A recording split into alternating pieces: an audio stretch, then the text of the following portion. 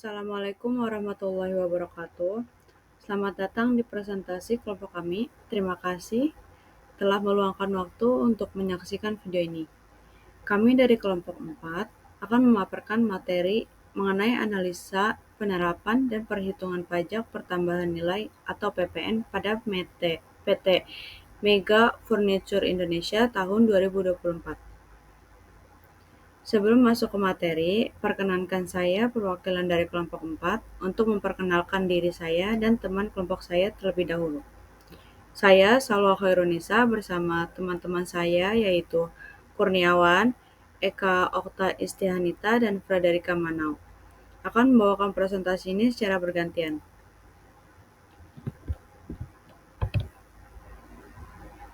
Di sini yang dapat kita lihat ada beberapa poin-poin yang akan kita bahas di video ini.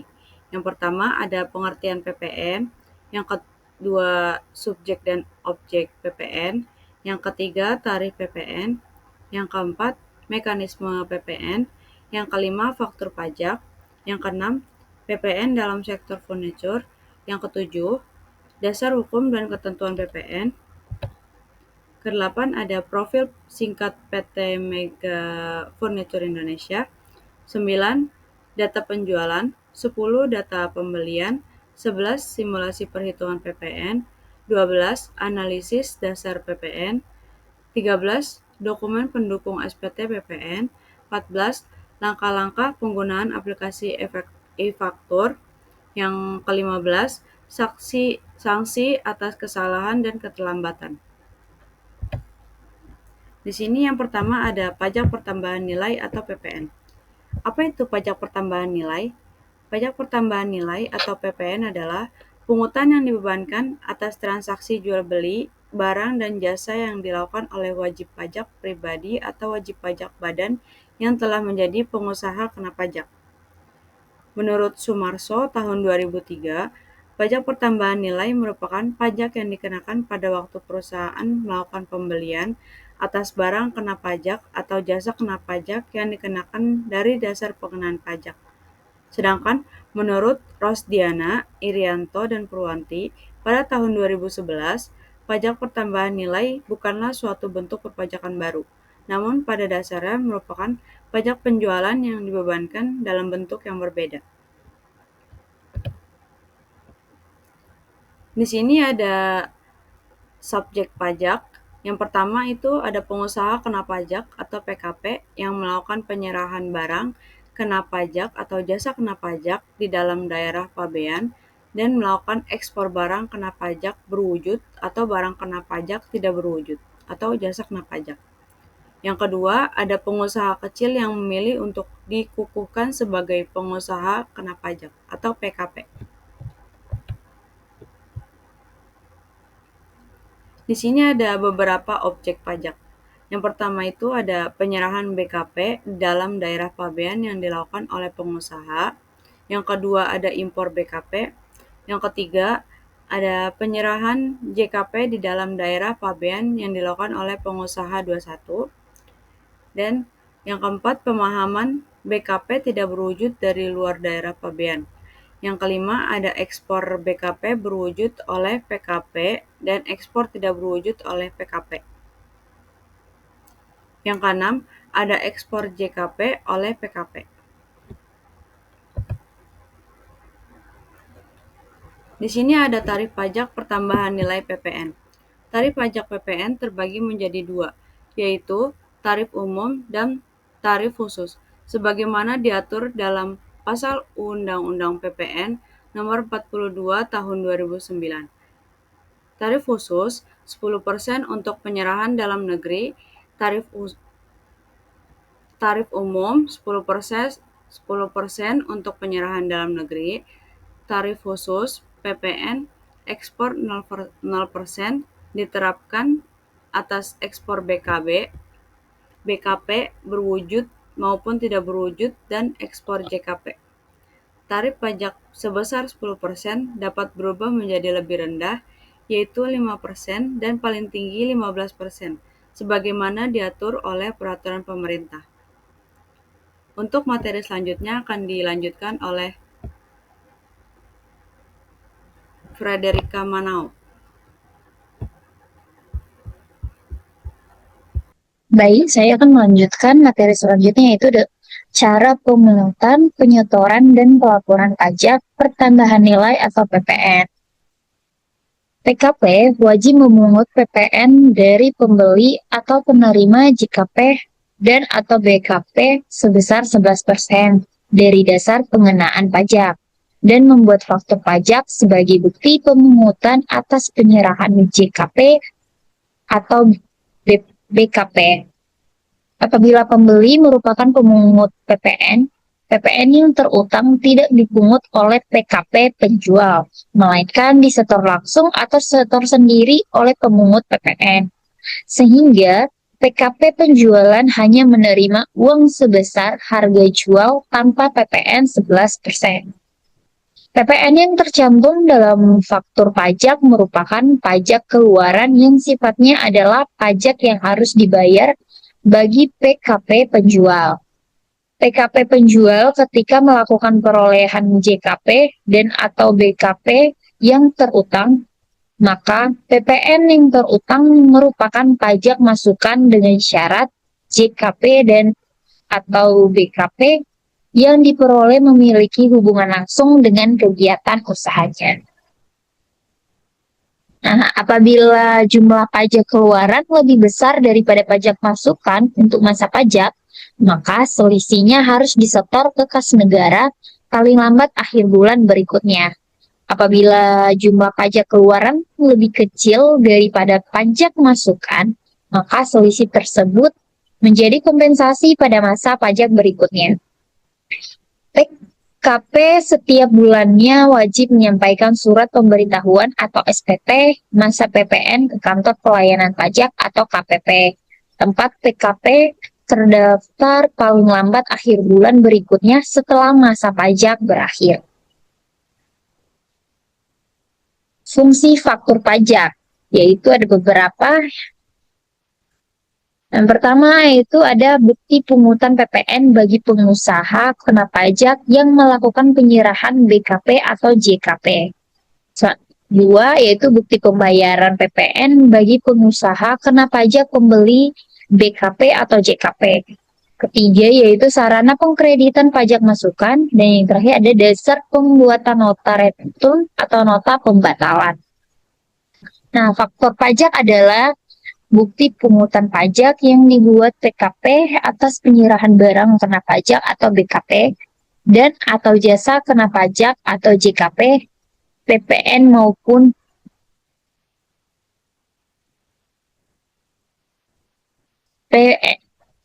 PPNBM.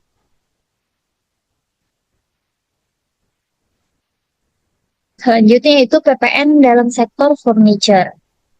Mulai 2025, tarif PPN naik dari 11% menjadi 12% sebagai barang kena pajak atau BKP. Furniture otomatis mengalami kenaikan harga jual akibat beban pajak yang dibebankan ke konsumen.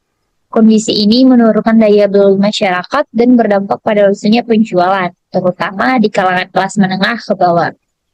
Pelaku usaha, umumnya UKM furniture, menghadapi tantangan meningkatnya biaya produksi dan persaingan harga, sehingga perlu menyesuaikan strategi agar tetap bertahan. Di sisi lain, pemerintah diharapkan hadir dengan kebijakan yang mendukung seperti insentif pajak, penangguhan PPN untuk produk tertentu, dan dukungan ekspor guna menjaga keberlangsungan industri furniture nasional.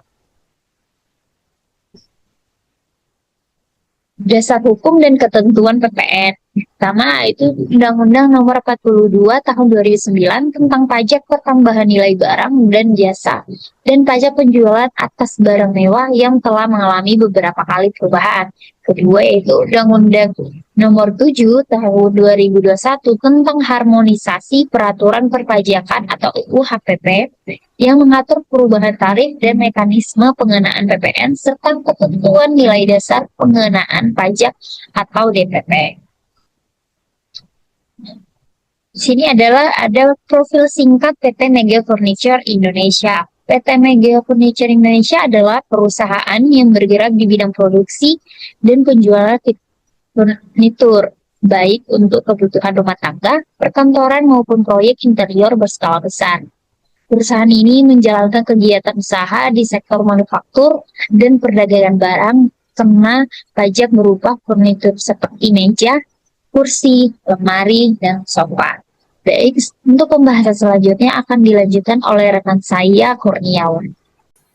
Oke, terima kasih Rika. Di sini saya akan melanjutkan pembahasannya, yaitu kita akan membahas data penjualan dari PT Mega Furniture Indonesia, di mana data penjualan PT Mega Furniture Indonesia digunakan sebagai dasar dalam penghitungan pajak pertambahan nilai yang disebut PPN keluaran yang wajib dipungut atas setiap transaksi penjualan barang kena pajak atau bisa disebut BKP. Seluruh penjualan yang dikenakan PPN dicatat dan dilaporkan sesuai ketentuan perpajakan yang berlaku di Indonesia. Nah, di sini ada tabel contoh PPN keluaran dari PT Mega Furniture Indonesia. Nah, di sini ada bulan Januari. Nah, ini data ini selama setahun ya. Di mana bulan Januari itu ada total penjualannya atau total DPP penjualannya itu adalah 450 juta rupiah dan PPN keluarannya totalnya adalah 49.500.000 rupiah, di mana lanjut di bulan Februari ada total DPP penjualannya adalah 480 juta rupiah dan dan PPN keluarannya adalah 52.800.000 rupiah, di mana dalam total setahun DPP penjualannya adalah 6.750 juta rupiah dan PPN keluarannya totalnya itu adalah 742.500.000 rupiah. Oke, di sini lanjut. Di sini data pembelian. Ada data pembelian PT Mega Furniture yang mencakup semua transaksi pembelian barang kena pajak BKP dan atau jasa kena pajak JKP dari pihak ketiga dan dikenakan PPN. Pajak yang dibayarkan atas pembelian ini disebut PPN masukan dan dapat dikreditkan terhadap PPN keluaran sesuai dengan ketentuan peraturan perpajakan. Nah, di sini ada contoh tabelnya. Di sini total dasar pengenaan pajak DPP pembelian dan PPN masukan PT Mega Furniture Indonesia. Di sini di mana bisa dilihat sama teman-teman semua. Di sini ada tabel DPP pembelian. Januari DPP pembeliannya adalah 350 juta rupiah dan PPN masukannya adalah 38.500.000 rupiah. Dan bulan Februarinya di sini ada total DPP pembeliannya adalah 385 juta rupiah dan PPN masukannya adalah 41.800.000 rupiah, di mana total DPP pembeliannya ada 5.150 juta rupiah dan total PPN masukannya adalah 566 juta 500.000 rupiah. Oke, lanjutnya ada simulasi perhitungan PPN. Seperti apa sih simulasi perhitungan pajak yang berlaku di Indonesia? Nah, di sini ada rumusnya PPN sama dengan DPP dikalikan tarif PPN. Di sini ada contoh pembelian sofa di PT Mega Furniture Indonesia dengan DPP harganya 30 juta rupiah dan tarif PPN yang dikenakan adalah 11%. Nah, di sini cara penghitungan tarif PP-nya itu adalah perhitungan PP-nya adalah 3 juta adalah DPP penjualannya dan dikalikan tarif pajak PP-nya 11%. Maka totalnya adalah 3.300.000 rupiah. Maka PPN yang dikenakannya adalah sebesar 3.300.000 rupiah dan jumlah yang harus dibayarkan ialah 33.333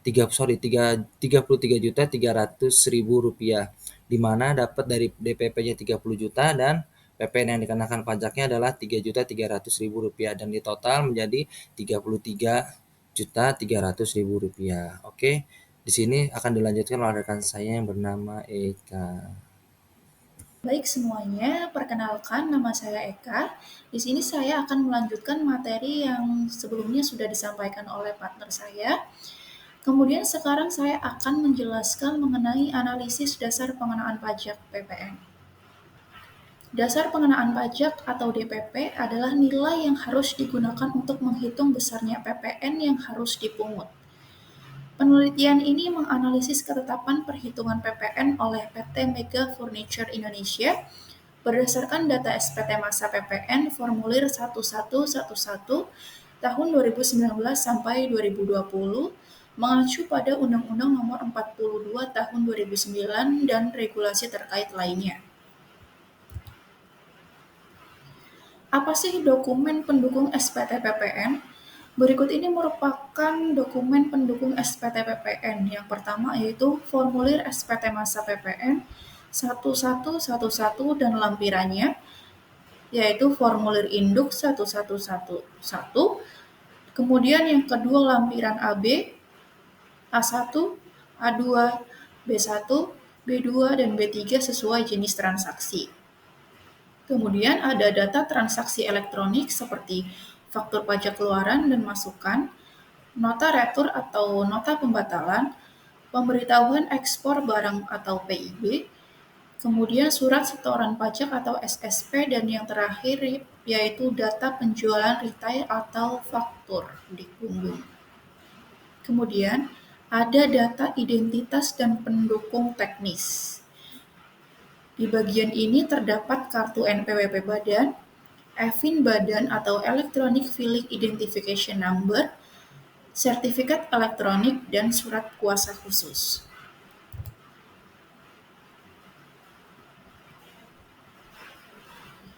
Untuk melakukan pelaporan SPT masa PPN 1111, PKP tidak perlu lagi create file CSV dari aplikasi e-faktur. Proses posting dan pelaporan SPT dilakukan secara langsung melalui laman web e-faktur.pajak.go.id. Berikut ini merupakan outline tutorial pelaporan SPT PPN. Ada 9 langkah. Langkah pertama, install sertifikat elektronik. Langkah kedua, login. Langkah 3, isi profil penandatanganan faktur pajak dan SPT. Langkah 4, posting SPT. Langkah 5, isi detail SPT. Langkah 6, upload file sertifikat elektronik. Langkah 7, pengisian SPT induk. Langkah 8, pelaporan SPT. Dan langkah 9 yaitu cetak bukti penerimaan elektronik. Langkah pertama, setelah kita install sertifikat elektronik, kita buka web e-faktur.pajak.go.id menggunakan browser. Kemudian, buka menu option, lalu cari kata kunci sertifikat, kemudian klik view sertifikat.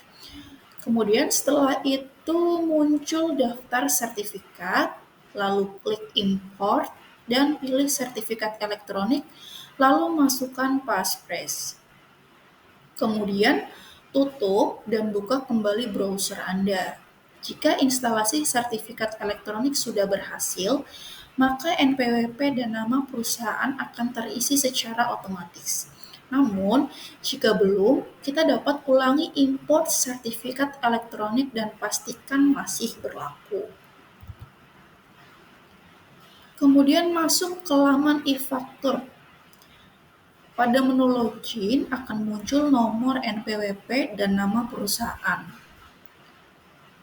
Kemudian masukkan password akun PKP atau password Innova. Kemudian klik login.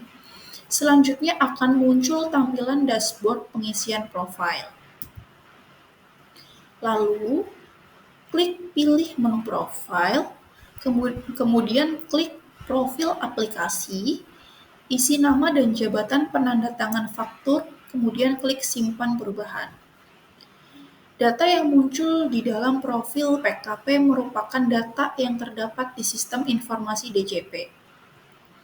Dalam hal terdapat perbedaan data, silakan hubungi KPP tempat terdaftar untuk melakukan perubahan data. Kemudian di bagian 4 atau posting SPT ini, administrasi SPT, kemudian klik sub menu monitoring SPT, kemudian pilih posting SPT. Lalu, jika berhasil, maka dalam daftar SPT akan muncul status sukses. Klik buka untuk melihat dan mengisi SPT, kemudian setelah berhasil terbuka, nantinya terdapat 3 menu, yaitu lampiran detail, lampiran AB, dan induk.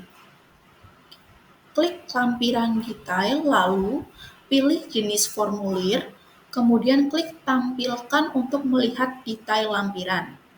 Lalu, untuk mengunduh formulir A1 sampai dengan B3 dalam bentuk CSV, klik tombol download. Lakukan pengecekan untuk keseluruhan jenis formulir, mulai dari form lampiran A1, A2, B1, sampai B3. Jika dirasa telah sesuai, lanjutkan ke formulir lampiran AB. Klik lampiran AB, lalu klik rekapitulasi penyerahan untuk melihat detail rekapitulasi. Dalam hal terdapat faktur pajak di punggung, tuliskan secara manual pada kolom B2 atau tuliskan angka 0 jika tidak ada penyerahan. Lanjutkan pengecekan kedua rekapitulasi perolehan untuk melihat detail rekapitulasi, lalu klik 3 perhitungan PM yang dapat dikreditkan untuk melihat detail perhitungan. Dalam hal terdapat kompensasi atas hasil perhitungan kembali PM, silakan isi manual di kolom yang sudah disediakan. Jika seluruh isian dalam lampiran AB telah diisi, maka lanjutkan dengan memberi data centang pada kolom pernyataan lalu klik tombol submit. Selanjutnya akan muncul notifikasi untuk memasukkan file sertifikat elektronik. Pilih choose file untuk memasukkan file sertifikat elektronik, kemudian arahkan ke lokasi penyimpanan file sertifikat elektronik berada, klik open untuk melanjutkan. Kemudian masukkan passphrase, lalu klik tombol setuju.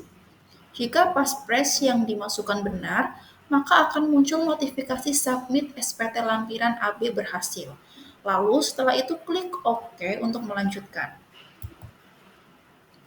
Setelah lampiran AB terisi dan tersimpan, lanjutkan ke pengisian SPT induk. Pilih menu induk, lalu tuliskan satu penyerahan barang dan jasa untuk melihat detail penyerahan. Dalam hal terdapat penyerahan yang tidak terutang PPN, silakan isikan nilai DPP atas penyerahan tersebut, atau tuliskan 0 jika memang tidak ada penyerahan dan tidak terutang PPN.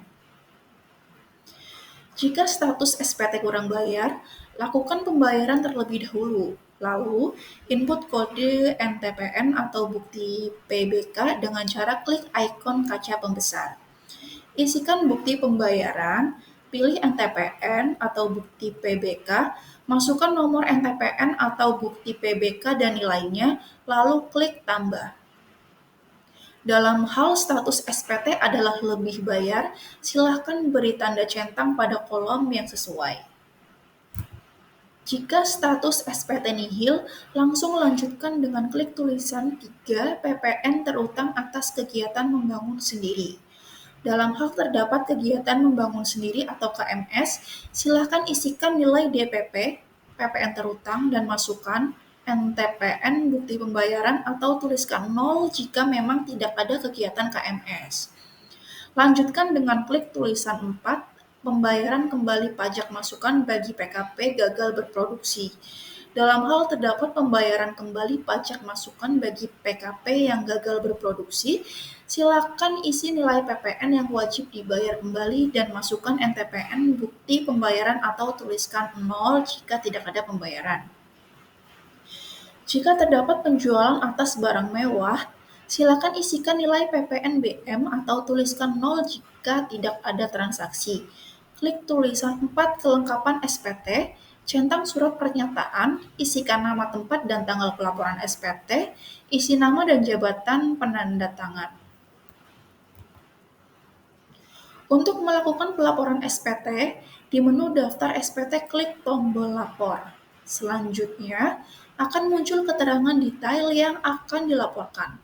Untuk menambahkan file lampiran SPT, silakan klik tombol choose file. Setelah muncul notifikasi upload lampiran berhasil, kemudian klik tombol lapor.